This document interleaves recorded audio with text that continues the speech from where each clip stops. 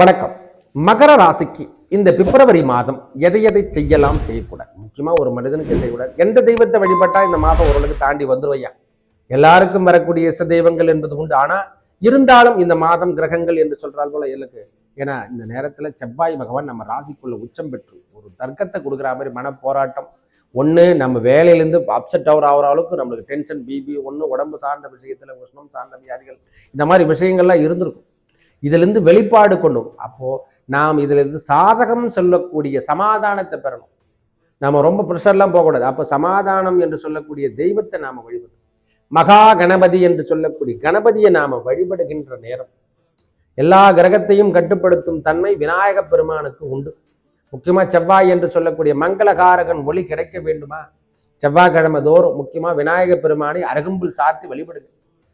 மகர ராசிக்காரங்க நல்ல எவிடன்ஸோட கொடுக்குறேன்.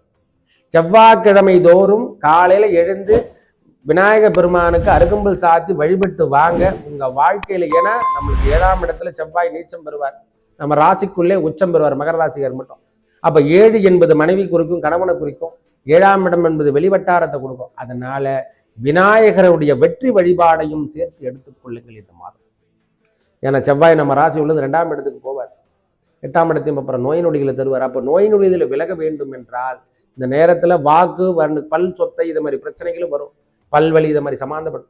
விநாயகருடைய, அதாவது எப்படி சொல்றேன், அவருடைய அருகம்புல் சாத்தி வழிபடுங்க. உங்க வீட்டுக்கு அருகாமையுடைய விநாயகர் ஆலயத்தை சென்று நம்ம வீட்டிலேயே வழிபடுறதும் தினமும் விநாயகர் பூஜை, விநாயகர் அகவலை படிக்கிறதுலாம் மகர ராசிகாரங்களுக்கு மேன்மை தரும். காரணம் காலபுருஷ தத்துவத்துக்கு 10.